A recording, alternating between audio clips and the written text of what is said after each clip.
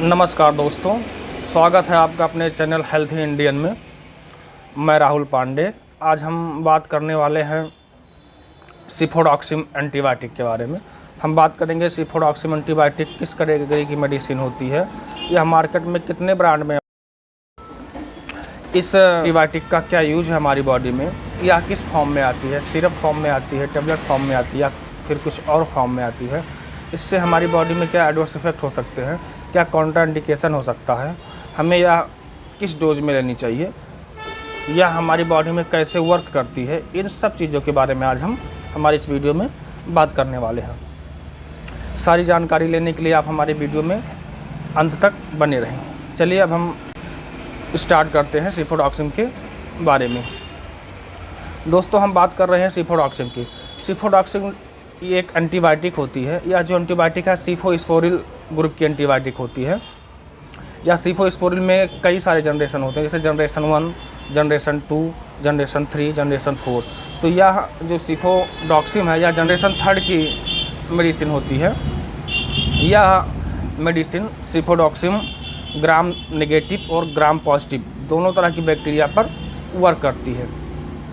सिफोडॉक्सिम हमारी बॉडी में एक एंटीबायोटिक की तरह काम करती है। यह हमारी बॉडी में जो बैक्टीरिया कॉज हो जाते हैं उन बैक्टीरिया को किल करने में मदद करती है।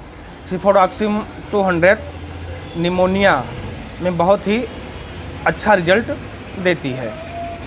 सिफोडॉक्सिम मार्केट में कई सारे ब्रांड नेम में अवेलेबल है, जिसमें हम आपको अभी ब्रांड के बारे में भी बताएंगे कि यह कितने ब्रांड में अवेलेबल है मार्केट में। और जैसे बहुत सारे एंटीबायोटिक अवेलेबल हैं, जैसे कि हमने आपको अपने पिछले वीडियो में बताया है, अमोक्सिसिलिन, अजिथ्रोमाइसिन, सिफोडॉक्सिम, उसी तरह का सिफिक्जिम, उसी तरह का यह क्या है एंटीबायोटिक है सिफोडॉक्सिम।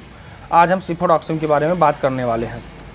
सिफोडॉक्सिम हमारी बॉडी में सारे बैक्टीरियाज को मारने में बहुत ही अच्छा। इस मेडिसिन का एक माइनस पॉइंट यह होता है कि सिफोडॉक्सिम आपका डॉक्टर जितने दिन के लेने के लिए सलाह दे रहा है, आप उतने दिन पूरा डोज लीजिए। यदि आप सिफोडॉक्सिम के डोज को अपने अनुसार ले रहे हैं, सपोज दैट डॉक्टर ने आपको 5 दिन लेने के लिए बोला, आपको 3 दिन में रिलीफ हो गया, आपने सिफोडॉक्सिम बंद कर दी, उससे क्या होगा, हमारी बॉडी में जो बैक्टीरियाज बच जाएंगे 1%, 2%, 5%, 10% समथिंग जो भी बच रहे हैं, वह हमारी ही सेल से प्रोटीन्स और मल्टीविटामिन्स लेकर वह बैक्टीरिया एंटीबायोटिक रेसिस्टेंस हो जाएंगे। जिससे क्या होगा, जब हमें फिर अगली बार किसी भी बैक्टीरिया इन्फेक्शन का होगा तो फिर हमें सेम ड्रग हमारी बॉडी में नहीं काम करेगा, क्योंकि जो भी बैक्टीरियाज हमारी बॉडी में बच गए थे वह एंटीबायोटिक रेसिस्टेंस हो गए और अब सेम बैक्टीरिया से किल नहीं होने वाले हैं। और यह चीज़ सिर्फ आप ही तक सीमित नहीं रहने वाली है।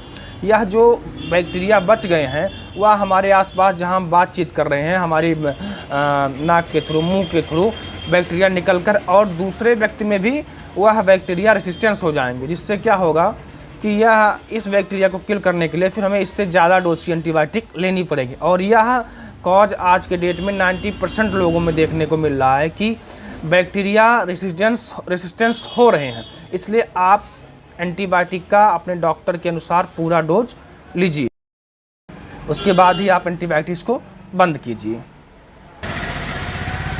दोस्तों, अब हम बात करने वाले हैं सिफोडॉक्सिम टेबलेट हम किस किस बीमारियों में ले सकते हैं। तो सिफोडॉक्सिम टेबलेट्स हम पेट के इन्फेक्शन में ले सकते हैं, रिस्पायरेटरी इन्फेक्शन में ले सकते हैं, फीवर में ले सकते हैं, यूटीआई इन्फेक्शन में ले सकते हैं, कान के इन्फेक्शन में ले सकते हैं, हमें बार बार खांसी आ रही है, सर्दियों के मौसम में सिफोडॉक्सिम बहुत ही अच्छा वर्क करता है हमारी बॉडी में, तो हम उस दशा में ले सकते हैं। उसके बाद में हम सेक्सुअली ट्रांसमिटेड डिजीज़ में भी सिफोडॉक्सिम ले सकते हैं, लंग्स इन्फेक्शन में ले सकते हैं। यह तो था इसके यूज के बारे में। अब हम बात करेंगे यह किस किस फॉर्म में अवेलेबल है मार्केट में। सिफोडॉक्सिम टेबलेट मेनली 2 फॉर्म में अवेलेबल है, सिरप फॉर्म में और टेबलेट फॉर्म में। इसका इंजेक्शन फॉर्म नहीं आता है। टेबलेट फॉर्म जो है वह अडल्ट डोज के लिए अवेलेबल है और सिरप में ड्राई सिरप आता है जो बच्चों को दी जाती है। अब हम बात करेंगे इसका क्या डोज एक दिन में हम ले सकते हैं। टेबलेट फॉर्म में हम इसको मैक्सिमम 400 मिलीग्राम पर डे ले सकते हैं, यानी कि 200 मिलीग्राम की जो सिफोडॉक्सिम टेबलेट आती है उसको हम BD 2 बार ले सकते हैं, और बच्चों में 5 mg पर 10 kg के हिसाब से दे सकते हैं। यानी कि अगर कोई बच्चा 10 साल का है तो उसको हम दिन में 2 बार 50 mg एक बार और 50 mg एक बार, यानी कि दिन में 2 बार उसको 100 mg दे सकते हैं। या तो था इसके डोज के बारे में। अब हम बात करेंगे इसका कंपोजिशन सिफोडॉक्सिम ही है जो हम बता रहे हैं। अब हम बात करने वाले हैं कि इस मेडिसिन का मार्केट में कितने अल्टरनेट ब्रांड अवेलेबल हैं। तो जो सबसे फेमस ब्रांड है मार्केट में, जिसका नाम है गुडसेफ 200 या मैनकाइंड फार्मा की दवा आती है, जो आपको मार्केट में लगभग 20 रुपया पर टेबलेट अवेलेबल हो जाएगी। इसके बाद में फिर आपको मोनोसेफ ओ आएगा जो कि अरिस्टो फार्मा की है, या भी आपको 200 पर टेबलेट अवेलेबल हो जाएगी। उसके बाद में फिर आपको सिफोडॉम 200 आती है। फिर इसके बाद में आपको जो है कैफपॉट टेबलेट आती है, कैफपॉट 200 आएगी। फिर आपको जीडोसेफ टेबलेट आएगी जो कि मैक्लियाड फार्मा की है। उसके बाद में ऑक्सेफ 200 आएगी जो कि आपको या भी 204 रुपया पर स्ट्रिप अवेलेबल हो जाएगी।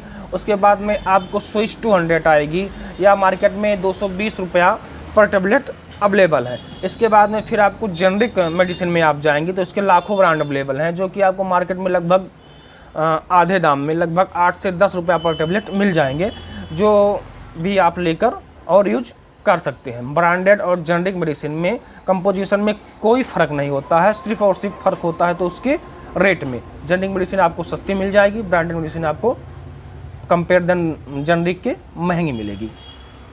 अब हम बात करने वाले हैं इसके कॉन्ट्राइंडिकेशन के बारे में, कौन व्यक्ति ले सकता है, कौन व्यक्ति नहीं ले सकता है। तो ये ब्रेस्ट फीडिंग जो मदर है वो नहीं ले सकती हैं, प्रेग्नेंट वोमेन नहीं ले सकती हैं, जिस भी व्यक्ति को लीवर डिजीज़ है किसी प्रकार का वह नहीं ले सकता है, अपने डॉक्टर के सलाह के बाद ही ले सकता है।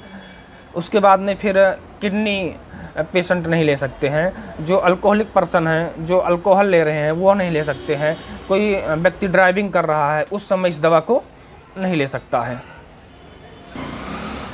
दोस्तों अब हम बात करने वाले हैं इस मेडिसिन का हमारी बॉडी में क्या एडवर्स इफेक्ट हो सकता है। तो सिफोडॉक्सिम टेबलेट जो है इसका हमारी बॉडी में जो एडवर्स इफेक्ट हो सकता है, नोजिया हो सकती है, हमें वोमिटिंग हो सकती है, चक्कर आ सकता है, डायरिया हो सकती है, माइग्रेन प्रॉब्लम हो सकती है। अगर आपको ऐसा कुछ भी फील हो रहा है तो आप अपने नज़दीकी डॉक्टर से सलाह लें और रेस्ट करें। ऐसे ही इन्फॉर्मेटिव वीडियो के लिए आप हमारे चैनल हेल्थी इंडिया को लाइक करें, सब्सक्राइब करें और कमेंट करें। नमस्कार, धन्यवाद।